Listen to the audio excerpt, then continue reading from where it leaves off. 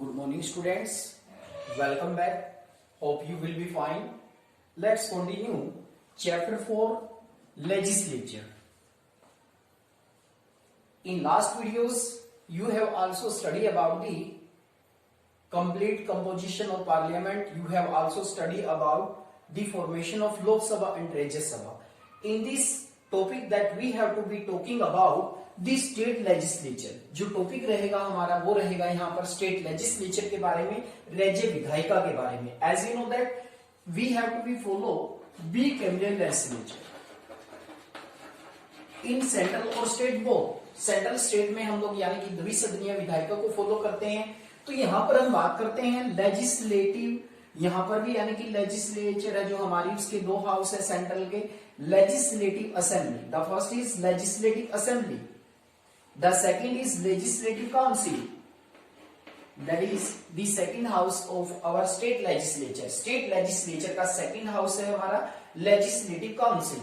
लेकिन जो मेन है, जो सभी स्टेट्स में है, वो पाई जाती है लेजिस्लेटिव असेंबली. अगर हम बात करें लेजिस्लेटिव असेंबली के मेंबर की, जो मेंबर ऑफ लेजिस्लेटिव असेंबली है दैट इज कॉल्ड एमएलए, उसको हम मेंबर ऑफ लेजिस्लेटिव असेंबली कहते हैं. और MLC, I hope you may have to be hear about this word MLC, member of legislative council. But member of legislative council, you must have to be hear of this. But we have studied today legislative assembly formation. Completely हम लोग यहाँ पर legislative assembly की बात करेंगे, formations की बात करेंगे, power and functions के बारे में बात करेंगे. First of all, I would like to define legislative council. Legislative council is only 7 states. 7 states है हमारे जहां पर लेजिस्लेटिव काउंसिल पाई जाती है. लेजिस्लेटिव असेंबली भी है वहां पर और लेजिस्लेटिव काउंसिल भी है. यू कैन से दोनों पाई जाती है, लेजिस्लेटिव असेंबली भी और लेजिस्लेटिव काउंसिल भी. ऐसे इंडिया में मात्र 7 स्टेट है. सबसे पहले हम बात करें बिहार की. बिहार में नंबर ऑफ मेंबर्स की बात करें 96 मेंबर हैं.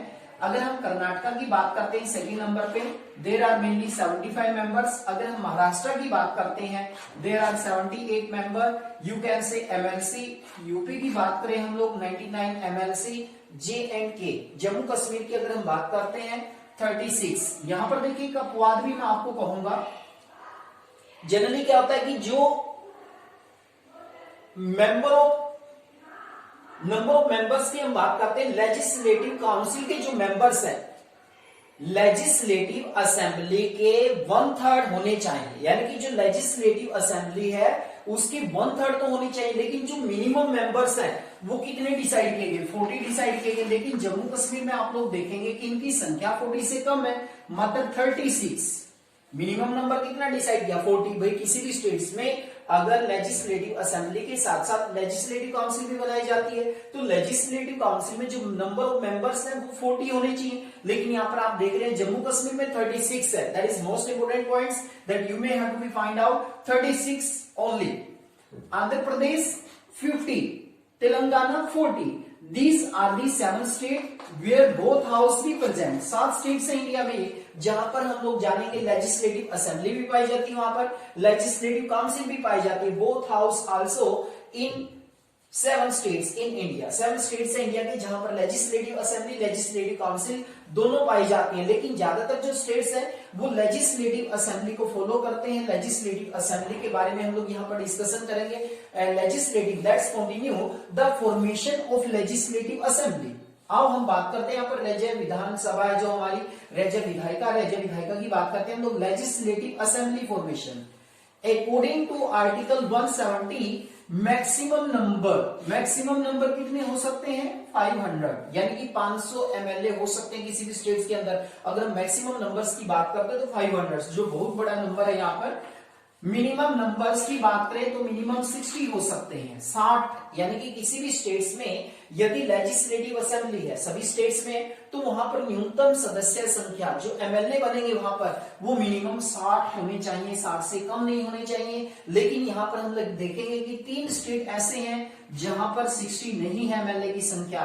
मिजोरम की बात करें ओनली 40 एमएलए, केवल 40 एमएलए हैं यहाँ पर. यदि हम सिक्किम की बात करते हैं तो ओनली 32 एमएलए हैं. अगर हम लोग बात करते हैं अरुणाचल प्रदेश की ओनली 30, मात्र 30 एमएलए वहां से चुने जाते हैं. ये जनसंख्या के आधार पर, क्योंकि मिजोरम, सिक्किम और अरुणाचल प्रदेश की जो पॉपुलेशन है वो बहुत ही कम है, तो पॉपुलेशन के आधार पर ये संख्या है वो कम है, यानी कि 60 से भी कम रखी गई है कहीं ना कहीं। ये था इसमें total number of members, maximum number 500, minimum number 60। और अगर हम बात करें कुछ स्टेट्स की पर्टिकुलर, मिजोरम, सिक्किम, अरुणाचल प्रदेश, यहाँ पर जनसंख्या के हिसाब से इनकी संख्या रखी गई है। मिजोरम में 40 रखी गई है, सिक्किम में 32 रखी गई है। अरुणाचल प्रदेश की अगर हम बात करते हैं तो अरुणाचल प्रदेश में 30 है, मात्र 30। अब बात करते हैं लोग इलेक्शन प्रोसेस की। जो हमारे एमएलए का चुनाव होता है, लेजिस्लेटिव असेंबली का इलेक्शन होता है, that is direct election. As you know that Lok Sabha की तरह ही इसका इलेक्शन होता है, डायरेक्ट इलेक्शन होता है on the basis of adult franchise, on the basis of adult franchise, यानी कि एक व्यक्ति जो 18 ईयर कंप्लीट कर चुका है या 18 ईयर से ज्यादा का है उसे वोट डालने का राइट्स दिया जाता है, that is called adult franchise, व्यस्क मताधिकार। यानी कि अडल्ट व्यक्ति को वोट डालने का अधिकार होता है। जो भी हमारे वोटर्स होते हैं वो डायरेक्ट रूप से वोट डालते हैं, वोट डालकर अपने मेंबर को इलेक्ट करते हैं। अगर मैं बात करूं यहाँ पर नंबर ऑफ मेंबर्स की, जैसे हम हरियाणा की लेजिस्लेटिव असेंबली की बात करें तो 90 एमएलए, पूरे हरियाणा में से 90 एमएलए हम लोग इलेक्ट करते हैं। यहाँ पर जनरली अगर हम बात करें तो 90 एमएलए, यानी कि 90 एमएलए हरियाणा में से इलेक्ट किए जाते हैं, उनका चुनाव होता है, ठीक है ना। तो यहाँ पर डायरेक्ट इलेक्शन होता है, डायरेक्ट जो पीपल होते हैं, जो वोटर्स होते हैं, वो वोट डालकर क्या करते हैं, वो अपने एमएलए चूज करते हैं, that is direct election on the basis of adult franchise. You must have to be remember about this. Now we have to be talking about the qualification to become a member of legislative assembly. General सी qualification है। This qualification generally अगर हम बात करें, he or she should be member citizens of India. He or she should be a citizen of India.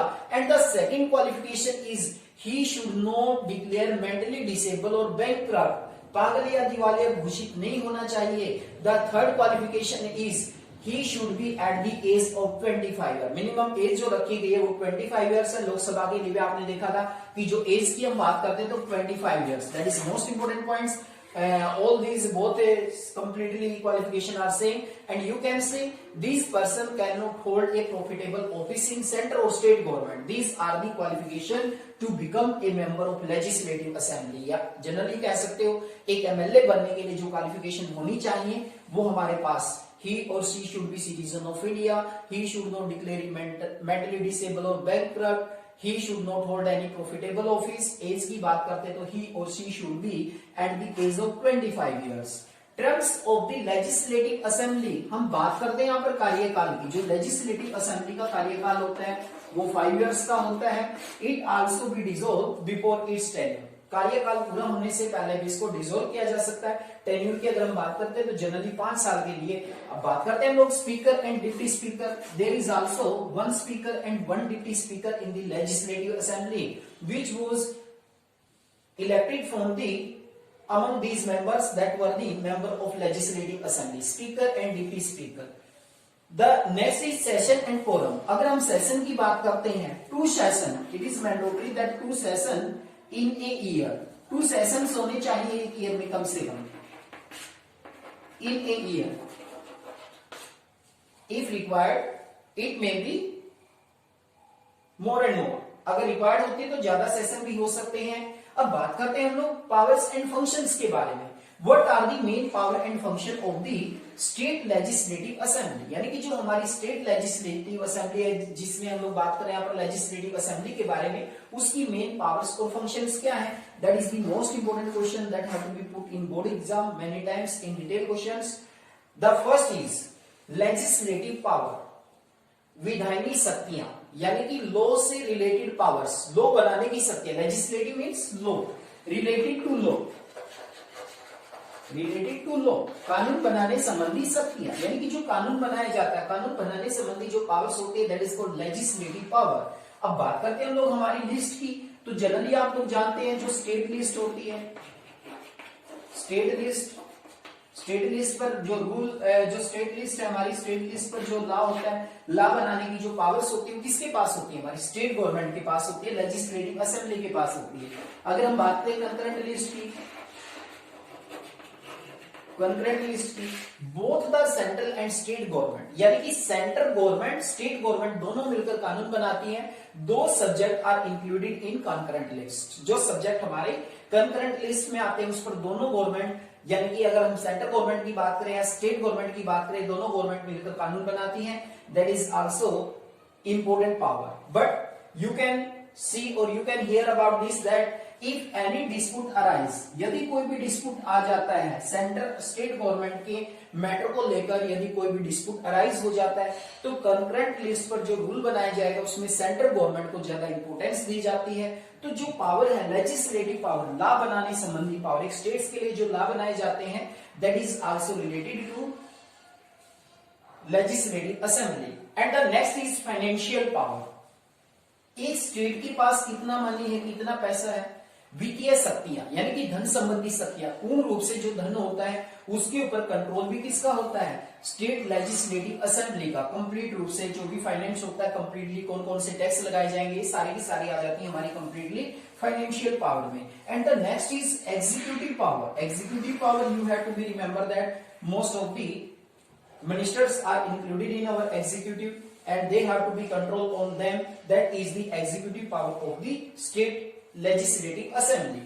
And next is electoral power. As you know that member of the legislative assembly also take part in the election of the president. Electoral power की अगर हम बात करते हैं तो जो president होता है प्रेसिडेंट के चुनाव में भाग लेते हैं। इलेक्ट्रोल पावर में चुनाव संबंधी शक्ति यानी कि चुनाव में भाग लेने का अधिकार है। प्रेसिडेंट को जो इलेक्ट किया जाता है उसमें हमारे एमएलएज हैं वो भाग लेते हैं कंप्लीटली। इनके बारे में हम डिटेल से पढ़ेंगे। लगभग 4120 एमएलए हैं जो हमारे प्रेसिडेंट के इलेक्शन में भाग लेते हैं। किस तरह से रिजल्ट डिक्लेयर किए जाते हैं आगे हम उनके बारे में डिटेल से बात करेंगे in the chapter of executive. The next is amendment in the constitution. General amendment करना है संविधान में तो पार्लियामेंट जनरली कर सकती है, लोकसभा राज्यसभा कर सकते हैं।